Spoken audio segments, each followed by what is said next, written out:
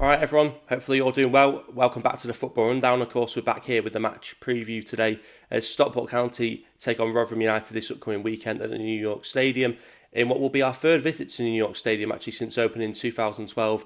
Stockport County have faced them twice, as it stands at the moment. Our first time was in December 2021, an FA Cup 1-0 defeat. And then, of course, our second visit, was there last December.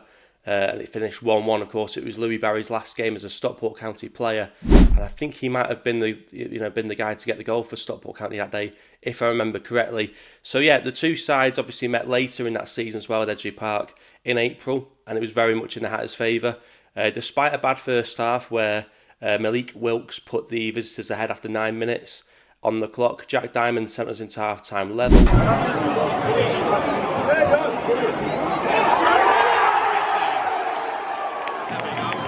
And then obviously a much better second half, an unbelievable cross from Odin Bailey into the box, and I think I described it as a bullet header from Brad Hills, of course, the on-loan defender at that point in time, put us 2-1 up.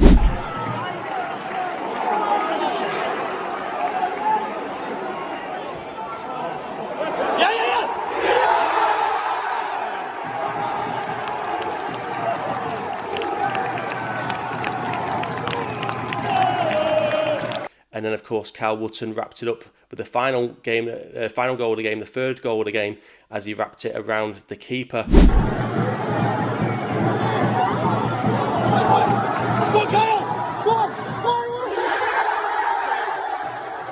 Very decent finish from Cal Wootton on that day. So, yeah, a much better performance in the second meeting at Edgeley Park. But like I say, it is our third visit, and hopefully it will be one which will see us get a better result. We've drawn there and we've lost there already. Let's hopefully, third time lucky, get a win there. Like I say, great moment in that second game as well, last season against them.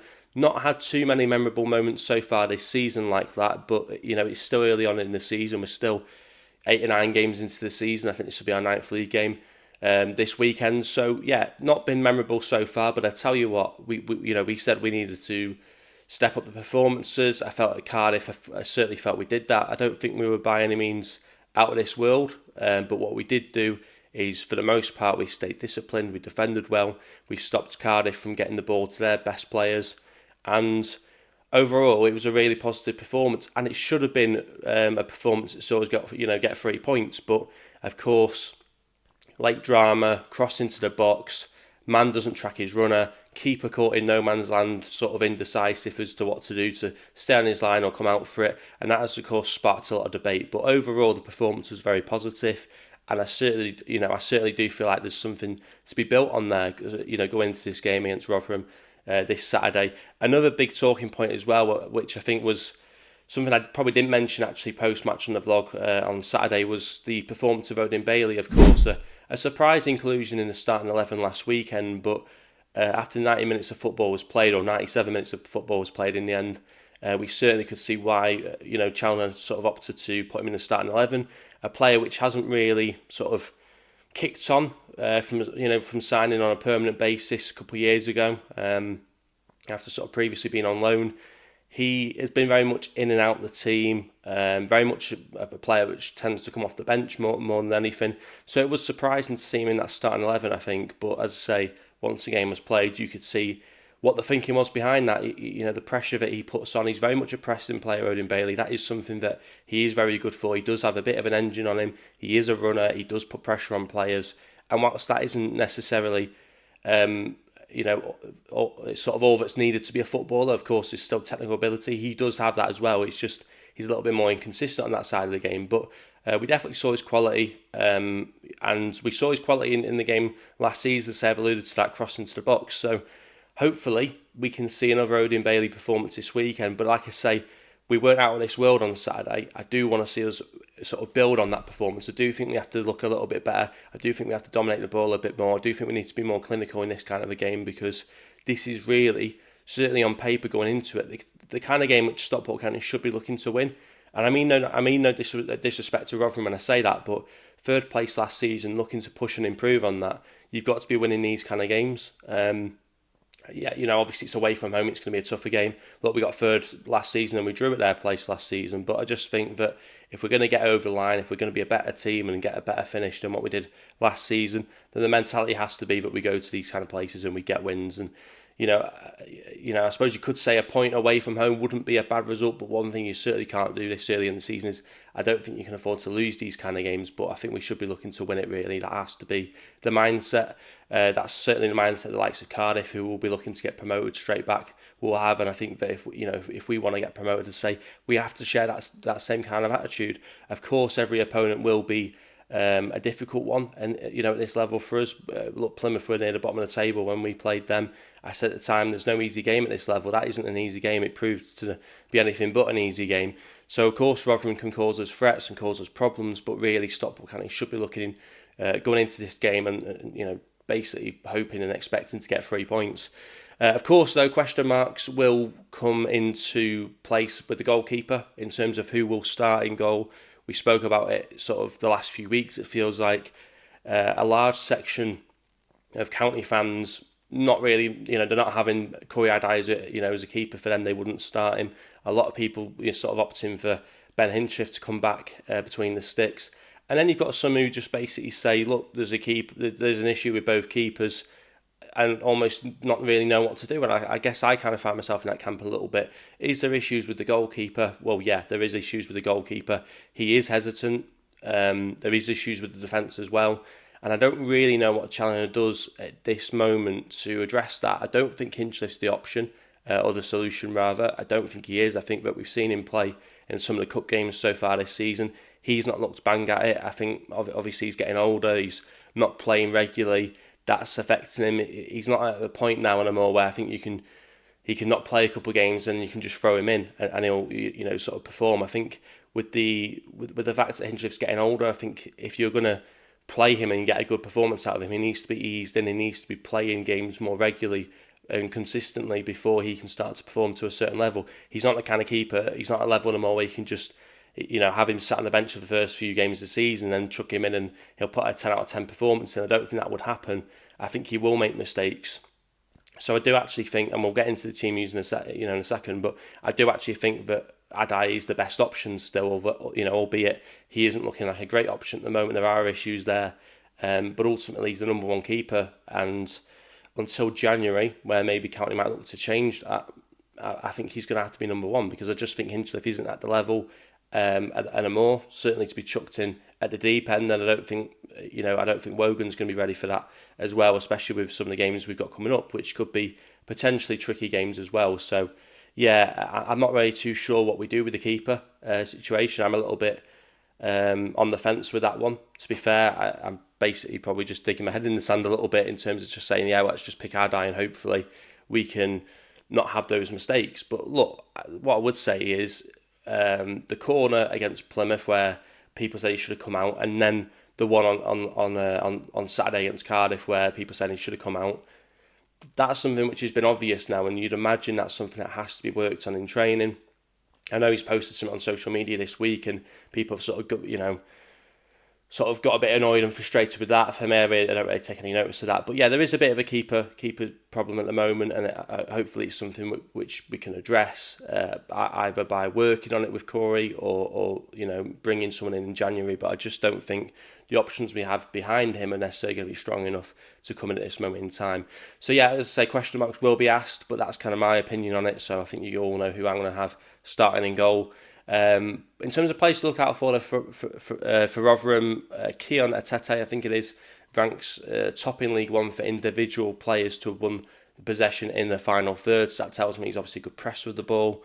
Sam Nombe, I think it is, has scored 2 in League One so far this season for Rotherham, but he's injured, I think. I don't think he'll be back till around October. I think Joe Powell's meant to be a decent player as well. I think I've heard his name around a little bit before, so if I remember correctly, he's meant to be a decent player. And then other than that, I think we're looking at Dan Gore. I've heard someone speak about him as the player to look out for in the middle of the park for Rotherham. Jordan Hugo as well doesn't appear to be particularly clinical in front of goal, but from listening to someone speak about him, it sounds like he's a little bit of a sort of Wootton type striker, someone that is not necessarily the most prolific in front of goal, but can hold up the ball, be a bit of a nuisance, be a bit of a strong presence for our defenders to think about and worry about potentially. So That's kind of the option, kind of the players that I think we've got to keep an eye out on. If there's any Rotherham fans watching as well, do let me know your thoughts on who you think are the players to look out for from this Rotherham side this season. I'm expecting Rotherham to go with a sort of three-at-the-back system similar to Stockport County, whether that's two up top or one behind the striker. I think it will be similar. And I'm also expecting them to be fairly direct with the ball when they do get it as well. So with that in mind, let's just have a quick look at the League One table. Cardiff City have kept their top spot despite being held at Edgeley Park. Bradford City's 3-0 win over Huddersfield has seen them rise from 5th to 2nd, while the Terriers have dropped from 3rd to 6th. Wigan's 3-0 win over Doncaster has taken them from 14th to 8th in the table, and of course County's draw with Cardiff saw us climb one place from 10th to 9th. In the bottom half, Mansfield and Leyton Orient both picked up draws last weekend, which has seen them drop into the top from the top 12 into the bottom 12. Peterborough picked up their first win of the season with a 3-1 win over Wycombe last weekend. That result actually cost Wycombe manager Mike Dodds his job after he was sacked this week, and as it stands he's heavily expected to be replaced with ex-Huddersfield manager Michael Duff. For the Posh though, that result still sees them sat at the bottom for now, but are only a point away from potentially climbing outside of the relegation zone. Okay then, so that brings me on to team news, and of course Stockport County did surprise people, I felt, by starting with two up top last weekend, and it seemed to work really well, to be fair. We seemed to put a lot more pressure on Cardiff's back line by having two up top. We certainly seemed to stop them from pushing forward as much as well by having that extra man there, extra goal threat potentially as well. So that seemed to work really well. Will we see Stockport County do the same this weekend? I can't see any reasons why not. And if we go into the team news, this is the team I would like to see us go with going into this game against Rotherham at the weekend. As you can see, I think it's actually unchanged from the 11 that started against Cardiff on Saturday. It's a 3-4-1-2 formation this time with the one behind the two. That is of course Jack Diamond. But going back to it, Corey Adai, of course, in goal. We just spoke about the reasons for that. A back three for me of Joseph Olowu, Hills, and Ethan Pye. Do you agree with that back three? For me, I thought we saw we saw the good and bad of Hills. I think on Saturday we saw him make the odd mistake here and there. For example, not tracking his runner, in the last minute, which it did inevitably lead to their goal. But also we saw moments where he looked a little bit more like the Brad Hills that we saw last season. Again, I think he got involved in a bit of a push and shove early on with their player, and I just thought to myself, that's the kind of Brad Hills that we saw last season. So there's elements of his game which seem to be back. I think the fact that he's playing in the centre of a three, which he did last Saturday, suits him a lot more. Obviously, we know his biggest weakness is his lack of pace. He does get beat for pace, and I think by putting him in the middle of the three, I think it worked really well, especially alongside Joseph Olowu as well on the right-hand side, who's really quick, he's good in the air, he's got a hell of a jump on him, he's calm, composed on the ball. I thought Olowu, I think he got man of the match as well on Saturday. He had an unbelievable game, and to be fair, every time he's played, I think he's looked reasonably solid. So I'm really happy that he started on Saturday. I'm hoping we get to see him start again this Saturday, because I thought that centre-back partnership, or that back three partnership, if you like, for the most part worked really well, even if Hills did switch off last minute, which does need to be addressed. Having said that, we also played Connolly in the middle of the three 2 weeks ago against Plymouth, and he switched off for the fourth. So we do seem to have an issue with that middle centre back at the moment of the three, but I do heavily expect us to go with the same back three this week. Then with that sort of like four in front, almost like with the two wing backs, the two central midfielders. I've gone with Onyango again at right wing back. That's where he played. I sort of felt he played there anyway last Saturday. I don't think we necessarily got the best out of him by playing him as a right wing back. I don't think he's anywhere near adventurous enough going forward in that way. But I certainly think that he looked steady in that position. He certainly didn't get beat as much as if we played Fevre there. So I think that Onyango played well as a right wing back on Saturday, but I don't think we're necessarily getting the best out of him in that. But yeah, I think Osborne on the left as well. Odin Bailey and Ollie Norwood as the two central midfielders. Said it as well. I thought Odin Bailey's performance was a big part as to why we were able to put so much pressure on Cardiff, I think, last Saturday. Obviously, he's very much a pressing player. And yeah, so I think that will be the same four again. It's certainly the same four I would probably look to go with. Having said that, I could see an argument for, we're playing Rotherham. They're not necessarily as good as us on paper. Certainly if you go off last season, we should be looking to maybe have more of the ball than what we did against Cardiff. I wouldn't be surprised if maybe we did look to put another man in that midfield just for a little bit more control, a little bit more dominance in the middle of the park. But I wouldn't be surprised to see that same sort of four-man line as well. Then of course I've gone with Jack Diamond as the one behind the two strikers this time. Thought he had a decent game as well on Saturday. He's very much a hot and cold player. You never know what day you're going to get him on, because he just seems to be very inconsistent. But he did seem to build up a little bit of consistency in the first 2 games of the season and made it back in the last season. So hopefully we can start to get him a bit more of on a run again. Of course, he scored a few goals already this season as well. So hopefully we can see a little bit more of that on Saturday. And then, of course, Kyle Wootton and Benno Anderson, the 2 up top that started against Cardiff on Saturday. Can't see why we would look to change that, to be honest. The only thing I think is missing if you play with a 2 up top early on is that you've got to keep that second striker on the pitch if you want to keep that pressure up. And then if you look at the bench, who have you really got that can offer the same as what Anderson did, on the bench for County? I don't really think we've got that kind of player on the bench that can replace him like for like. And therefore, we might fall into the same trap of bringing on a midfielder for Anderson and maybe losing that little bit of pressure that we were sort of maintaining for the most part of that game against Cardiff last Saturday. So that is the starting 11 I think we should go with. I want to get your thoughts. Do you agree with who should start in goal? Do you agree with the back 3 combination? Is it right that Bailey gets a second start in a row? And would you stick with the front 2 that started against Cardiff as well? Like I say, I think we do need to control the game a little bit more with a bit more authority. We might look to maybe put an extra spare man in midfield to do that. But generally, I think that team's a solid team, and I would expect us to get a win with that team from the get-go. Of course, Rotherham have only won 1 in their last 5. They're not really beating anyone as well in the top half. So they're not really beating anyone that they shouldn't have beaten. And I think they've probably lost games to teams that are maybe similarly matched to them. I'm not expecting loads from Rotherham this season, in all fairness.